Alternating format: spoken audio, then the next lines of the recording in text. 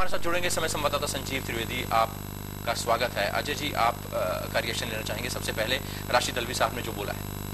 देखिए, इसमें जो राशिद अल्वी साहब बात कह रहे हैं उससे पहले एक बात मैं ये कहना चाहूंगा कि मुझे राजनीतिक तौर पर यह समझ में नहीं आ रहा है कि कांग्रेस भाजपा द्वारा जो सेट किए गए एजेंडे हैं उस पर रिएक्ट ही क्यों कर रही है। कांग्रेस एक पार्टी है, सत्ता में पार्टी है, उसका अपना इंडिपेंडेंट एजेंडा होना चाहिए। और इस तरह की बयानबाजी करके कांग्रेस के प्रवक्ता जो हैं, वो जो अच्छा माहौल कल राहुल गांधी के भाषण के बाद बना था देश में, जो उद्योग जगत में एक आशा की नई पहल हुई थी, वो कहीं ना कहीं उस पर चोट कर रहे हैं और विवादों में जा रहे हैं, जो शायद कांग्रेस के लिए अच्छा नहीं होगा। मसूद साहब हमारे साथ मौजूद हैं, कांग्रेस के वरिष्ठ नेता हैं। मसूद साहब, आप भी मानते हैं कि कई नेताओं की जुबान जो है वो बेलगाम हो गई है और लगाम थोड़ी खींचे रखनी पड़ेगी आला कमान को, क्योंकि ऐसे तो जो रेपुटेशन बन रही है, राहुल गांधी जो रेपुटेशन बना रहे हैं, वो कांग्रेस के कुछ नेता खराब कर रहे हैं? देखिए, मैं लगाम तो जबान नहीं कहता हूँ, लेकिन हमें अल्फाज का इस्तेमाल सही बरत के करना चाहिए। मैं ज़रूर कहना चाहता हूँ, बहुत से अल्फाज हम इस्तेमाल कर देते हैं जो मुनासिब नहीं, और पर्सनलाइज तो बिल्कुल पॉलिटिक्स होनी नहीं चाहिए, बिल्कुल पर्सनलाइज रिमार्क्स भी नहीं होनी चाहिए। जिस तरीके के बयानात कांग्रेस की तरफ से आ रहे हैं, मनीष तिवारी जिक्र कर रहे हैं 2002 के दंगों का कि पूरे देश में ये ना करवा दें, नरेंद्र मोदी कह रहे हैं कि वो देश की सेवा करने चाह रहे हैं, उनके बयान को किस तरीके से लिया जा रहा है? देखिए, सेवा का तो कोई मतलब नहीं होता नरेंद्र मोदी साहब की। सही माने में ईमानदारी से वो गुजरात की सेवा नहीं कर पाए। गुजरात में बड़ा आदमी और बड़ा हो गया और छोटा आदमी और छोटा हो गया है, और उसका उदाहरण मैं 50 दफ़ा दे चुका हूँ कि जो कुपोषण के शिकार हैं वो 20 स्टेट्स हिंदुस्तान की, उनमें 13वां नंबर है हमारे गुजरात का। जब इसको मसले को उठाया गया तो नरेंद्र मोदी साहब ने ये नहीं कहा कि नहीं कुपोषण का शिकार नहीं है लोग, बल्कि ये कहा कि नहीं यार, गुजरात की औरतें कुछ ज़्यादा ही कॉन्शियस होती हैं फैशन की, अपनी उसके जिस्म की, इसलिए वो फैशन की वजह से डाइटिंग करती है, कमज़ोर हो जाती है। तो ये भागना था, वास्तविकता से भागने का एक अंदाज। मसूद साहब, लेकिन ये वो मुद्दे हैं जो पिछले 10 साल से कांग्रेस उठाती आ रही है, चाहे वो 2002 का दंगा हो, चाहे वो गुजरात में कुपोषण का मुद्दा हो, उसमें फोटो कहीं और की लगा दी गई, भारतीय जनता पार्टी ने भी आड़े हाथों लिया कांग्रेस को, लेकिन ये सब मुद्दे गुजरात की जनता तो कम से कम नकार चुकी है आप लोगों के। नहीं, ऐसा नहीं है, नकार नहीं चुकी। आप देखिए, बीजेपी में डाउन गई है पहले से, जितनी उनकी एक्सपेक्टेशन से उनसे भी डाउन गई है, और कांग्रेस ने इम्प्रूव किया है। ऐसा नहीं है कि बिल्कुल नकार दिए गए हैं। और पिछले इलेक्शन में पार्लियामेंट के आपके सामने नतीजे हैं, और मेरा ख्याल में इस मरतबा भी उससे बेटर ही नतीजे आने वाले हैं, खराब नतीजे। मसूद साहब, लेकिन आप कह रहे हैं कि भारतीय जनता पार्टी डाउन गई है, लेकिन 3 बार सरकार बनाने में नरेंद्र मोदी कामयाब रहे, तीसरी बार वो मुख्यमंत्री बने हैं। आपके जो आला नेता है, जो बड़े नेता है, वो गुजरात में जाते ही नहीं है, वो सीधे सीधे सरेंडर कर देती है कांग्रेस, ऐसा लगता है? नहीं, ऐसा नहीं। क्यों नहीं जाते हैं? कौन नहीं गया बताइए आप मुझे। सोनिया जी नहीं गई, कौन नहीं गया? सब गए, सब बड़े नेता गए। जाने से कोई मतलब नहीं, हार और जीत का कोई ताल्लुक नहीं होता है। कंपेनिंग में सब जाएंगे, सब नेता जाते हैं, कोई हथियार नहीं डालता है पॉलिटिक्स में। पॉलिटिक्स तो एक कंटिन्यूस लड़ाई होती है, और वही कंटिन्यूस लड़ाई है। गुजरात में भी सारे नेता गए, कोई नेता ऐसा नहीं था बच्चा जो नहीं गया हो। वरिष्ठ पत्रकार अजय कुमार भी हमारे साथ मौजूद है। इस तरह तो मानिए कि नरेंद्र मोदी साहब 3 स्टेट्स में गए, यूपी में गए थे, यूपी में कबाड़ा हुआ, बीजेपी डाउन गई। उत्तराखंड में गए थे, उत्तराखंड में बीजेपी आउट हो गई। हिमाचल में गए थे, हिमाचल में बीजेपी आउट हो गई। इसका मतलब नरेंद्र मोदी जीरो हो गए, उनका कोई असर नहीं रहा है।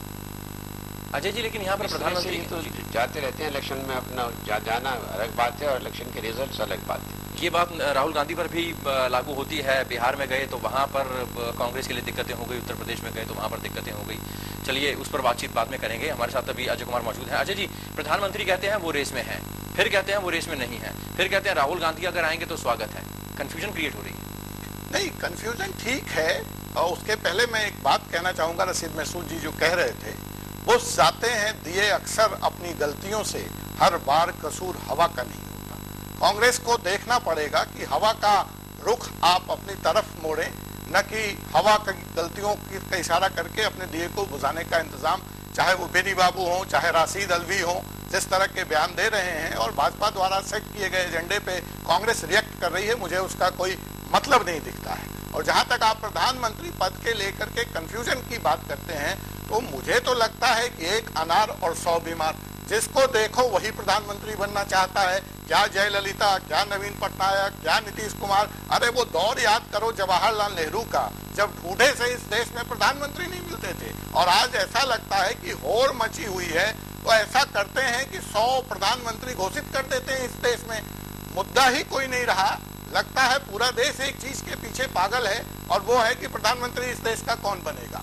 कोई गला फाड़ के चिल्ला रहा है कि मैं माटी का कर्ज उतार दूंगा। माटी का कर्ज उतारने का अब एक ही तरीका रह गया है, वो है प्रधानमंत्री की कुर्सी। कोई कह रहा है मैं रेस में नहीं हूं, और कोई कह रहा है कि मेरी और सोनिया गांधी जी की ट्यूनिंग बड़ी अच्छी है। लेकिन तो अजय जी, यहाँ पर नहीं आता है। सर्वे की अगर बात की जाए तो कई सर्वे ऐसे आए हैं जिसमें नरेंद्र मोदी को देश की पहली पसंद बताया गया है। नहीं, सर्वे देखिए अपनी जगह है। अगर मैं देश के इतिहास में देखूं कल क्या होगा नहीं होगा, मैं इस पे नहीं बात कहता हूं, लेकिन अगर मैं इतिहास की बात करूं तो कोहली साहब आप ये जान लीजिए कि इस देश में प्रधानमंत्री जो हमेशा गला फाड़ के चिल्लाते रहे, ऐसा कोई भी व्यक्ति प्रधानमंत्री नहीं बना है। समय आने पर जनता ने गुदरी का लाल ढूंढ लिया है। लाल बहादुर शास्त्री की चर्चा कहीं नहीं थी, लेकिन जनता ने गुदरी में लाल ढूंढा। और मुझे भारतीय लोकतंत्र पर और भारत की जनता पे पूरा यकीन, भारत की जनता पे पूरा भरोसा है कि वक्त आने पर एक सही प्रधानमंत्री जनता जो है वो ढूंढ लेगी। सूचना और चिल्लाने से मनीष तिवारी का कहना है कि उन्हें गुजरात के मुख्यमंत्री नरेंद्र मोदी के बयानों पर चिंता हो रही है। मनीष तिवारी ने कहा कि उन्हें चिंता इस बात की हो रही है कि नरेंद्र मोदी कहीं भारत के दूसरे हिस्सों में वही तो नहीं करना चाहते जो साल 2002 में गुजरात में किया था। वहीं बीजेपी ने मनीष तिवारी के इस बयान पर कड़ा विरोध जताया है। बीजेपी प्रवक्ता मीनाक्षी लेखी ने कहा है कि कांग्रेस पहले अपने इतिहास को देख ले, अपने गिरेबान में झांक ले और फिर किसी पर टिप्पणी करे। भारत में या भारत के बाकी हिस्सों में उनकी वही करने की मंशा ना हो जो उन्होंने गुजरात में 2002 में किया। इतने गोधरा में लोग मरे ट्रेन बर्निंग में, और जिनको सजा हुई वो जिनको सजाए मौत और उम्र कैद की सजा है वो कांग्रेसी नेता हैं लोकल। और गोधरा प्रकरण के बाद जितने गुजरात में दंगे हुए उसमें भी तमाम कांग्रेसी लोग इन्वॉल्व थे। और देश का इतिहास है कि सन 47 से आज तक जितने जगहों पर दंगे हुए हैं, अधिकतर दंगे कांग्रेस शासित प्रदेशों में। रशीद मसूद साहब हमारे साथ मौजूद हैं। मसूद साहब, आपने देखा आरोप प्रत्यारोप का दौर कांग्रेस की तरफ से भी जारी है और भारतीय जनता पार्टी की तरफ से भी जारी है। मौत का सौदागर तक कह दिया गया यूपीए चेयरपर्सन सोनिया गांधी जब गुजरात में कैंपेनिंग करने गई थी। उसके बाद तमाम तरह के आरोप लगते रहे हैं नरेंद्र मोदी को। अब यमराज कह दिया गया है। तलखी लगातार बढ़ती जा रही है, संयम बरतना होगा। देखिए, जहाँ तक ताल्लुक है, बात दफा हक़ाइक़ होती है, सच्ची बात होती है। सच्ची बात को भी बाज़ दफा बहुत अच्छे अल्फाज में ही कहने की ज़रूरत होती है। पॉलिटिक्स है, पॉलिटिक्स में तलखी के अल्फाज का इस्तेमाल बंद होना चाहिए। ये मालूम नहीं क्या हो गया है, क्या हो रहा है हिंदुस्तान की पॉलिटिक्स को। बिल्कुल एक तो पर्सनलाइज्ड अटैक्स होने लगे हैं और एक तल्ख टिप्पणी होने लगी है। ये वास्तविकता है कि गुजरात में जो कुछ हुआ बेतहाशा शर्मनाक है। हम नहीं कह रहे हैं, ये तो वाजपेयी ने कहा है कि राजधर्म को निभाना चाहिए। तो जब राजधर्म नहीं निभाया उसका मतलब सीधा सीधा कि वाजपेयी जी मोदी साहब को जिम्मेदार समझते थे कि उन्होंने राजधर्म नहीं निभाया है। आडवाणी जी ने कह दिया है जब लंदन में कि मेरा शर्म से जुड़ जाता है। तो ये इसका मतलब है कि वास्तविकता तो वो है, लेकिन उस वास्तविकता के बावजूद भी हमें अल्फाज बहुत सोच समझ करके और वो ये बड़े संयम के साथ इस्तेमाल करने चाहिए ताकि ये पर्सनलाइज और भद्दे अल्फाज नहीं होने चाहिए। अच्छा जी, दिग्विजय सिंह साहब ने कह दिया कि भारतीय जनता पार्टी 10 सर वाला रावण है। सोनिया गांधी ने कह दिया मौत का सौदागर है। अब कह रहे हैं कि वो भैंसे पर बैठ कर आते तब उनकी बात होती, अगर उनका जिक्र किया जाता तो भैंसे पे बैठ कर आने वाले यमराज से उनकी तुलना की जाती। इन सबको कैसे देखते हैं? अब कहाँ जा रही है पॉलिटिक्स? नहीं, आप बिल्कुल ठीक कह रहे हैं और यहाँ मैं रशीद मसूद साहब की बात से बिल्कुल इत्तेफाक रखता हूँ। बात दिग्विजय सिंह की या मनीष तिवारी जी की ही नहीं है। बेनी प्रसाद वर्मा जी ने भी जो मुलायम सिंह पे 2 दिन पहले कहा और जो हंगामा मचा, वो सारी चीजें आपने देखी है। लेकिन यहाँ पे मैं वही जो बात बार बार शुरू से कह रहा हूँ कि कांग्रेस को यहाँ पे यह ध्यान रखना पड़ेगा। कल देश में एक बड़ा अच्छा माहौल क्रिएट हुआ था, डेवलपमेंट पे बहस हो रही थी, एक स्वस्थ बहस चल रही थी। अच्छा है आप डिबेट करें कि मोदी का मॉडल डेवलपमेंट का ये देश अडॉप्ट करेगा या राहुल गांधी जी का जो विजन है डेवलपमेंट को लेकर के वो मॉडल होगा, या नीतीश कुमार का जो मॉडल है वो होगा, या यूपी का मॉडल होगा। और आज बहस बिल्कुल पटरी से उतर गई और बहस जो है व्यक्तिगत आधार पे आकर शुरू हो गई, जो लोकतंत्र के लिए अच्छा नहीं है। और जहां तक मौत के सौदागर की बात आप कर रहे हैं, तो कांग्रेस को यह ध्यान रखना चाहिए कि ये जो शब्द की रचना हुई थी, इसका बहुत भारी नुकसान कांग्रेस को गुजरात के चुनाव में उठाना पड़ा था।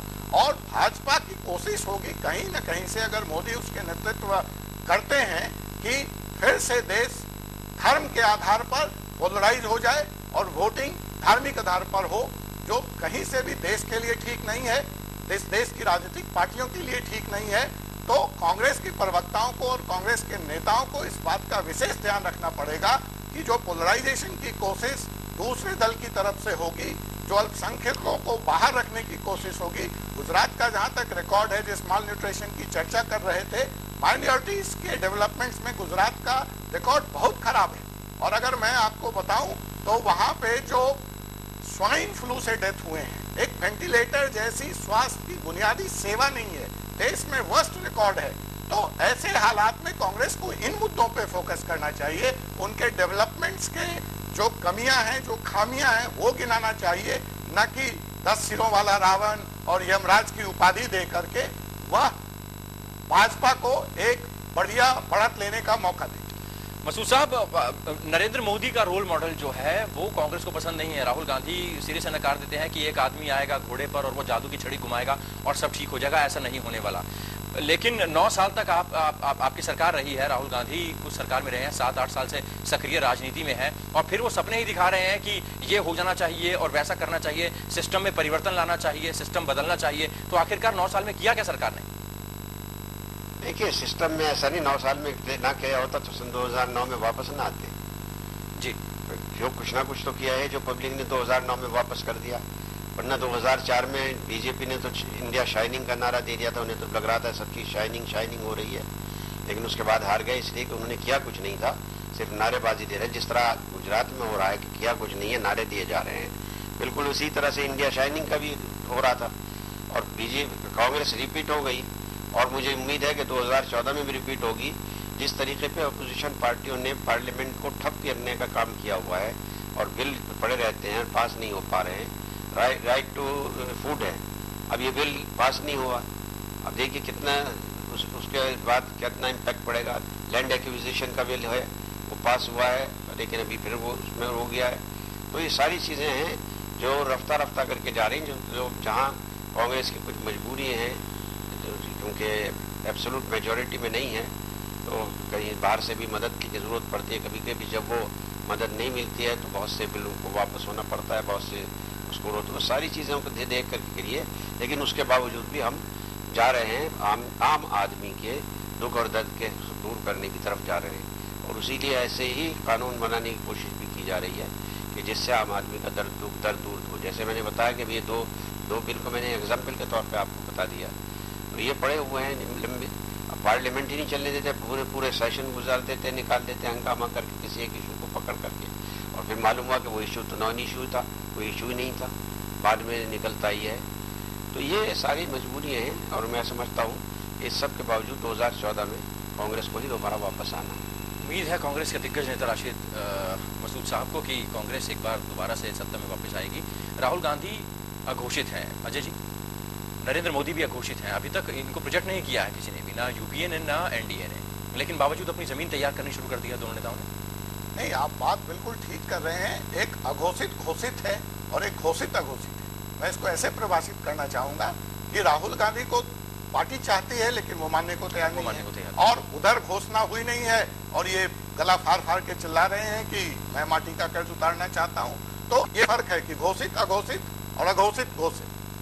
लेकिन जो मूल मुद्दा है, जो मैं यही कहना चाह रहा हूं कि आखिर आप प्रधानमंत्री बनना चाहते हैं, आपका ट्रैक रिकॉर्ड क्या है? और जो राहुल और मोदी का फर्क है स्टाइल, वो बड़े तड़कीले भड़कीले कपड़े पहनते हैं, एड कैंपेन में विश्वास करते हैं। राहुल गांधी सफेद कपड़े पहनते हैं, दाढ़ी नहीं बनाते हैं, बड़े साइलेंट हैं, जो करना होता है वो करते हैं। एक व्यक्ति अमेरिका में भाषण देकर के देश की राजनीति को चलाना चाहता है, और एक व्यक्ति दूर आदिवासी ग्रामीण जनता के घर में जाके सोता है और वहां से पॉलिसी की बात करता है। तो स्वागत है, एक स्वस्थ बहस होनी चाहिए कि मोदी का रोल मॉडल क्या होगा अगर वो इस देश के प्रधानमंत्री हैं, और राहुल जी अगर इस देश के प्रधानमंत्री हैं तो उनका रोल मॉडल क्या होगा।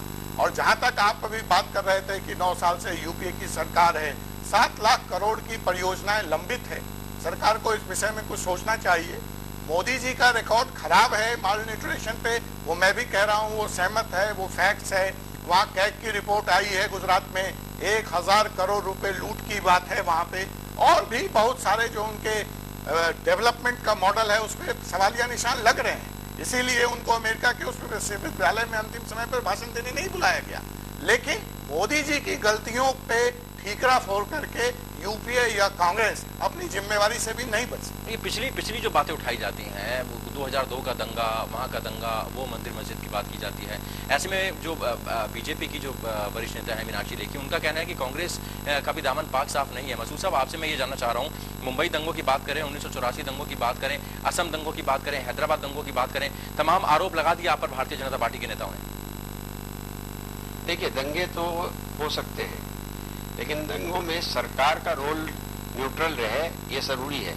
गुजरात के और दूसरे दंगों में ये फर्क है कि गुजरात में स्टेट स्पॉन्सर्ड दंगा हुआ, बाकी जगहों पर दंगे होते हैं, उसमें कंट्रोल करने में कभी कभी दिक्कतें होती हैं, वक्त लग जाता है, लेकिन स्टेट न्यूट्रल रहती है, स्टेट का उसमें रोल नहीं होता है। गुजरात में डायरेक्टली स्टेट का रोल रहा है, और उसी वजह से वाजपेयी जी को कहना पड़ा कि राजधर्म नहीं निभा पाए हैं आप। तो ये फर्क है दोनों में बहुत बड़ा। दंगों में भी फर्क है, लेकिन यहाँ पर रोल मॉडल किसका चलेगा, जादू किसका चलेगा, कुर्सी किसके हाथों में जाने वाली है। जोड़ तोड़ का राजनीति भी शुरू है, जयललिता की तरफ देखा जा रहा है, नवीन पटनायक की तरफ देखा जा रहा है नरेंद्र मोदी द्वारा। वहीं यूपीए भी अब जेडीयू में सेंध लगाने की कोशिश कर रही है। इस पर भी चर्चा जारी रखेंगे, छोड़ सकते हैं।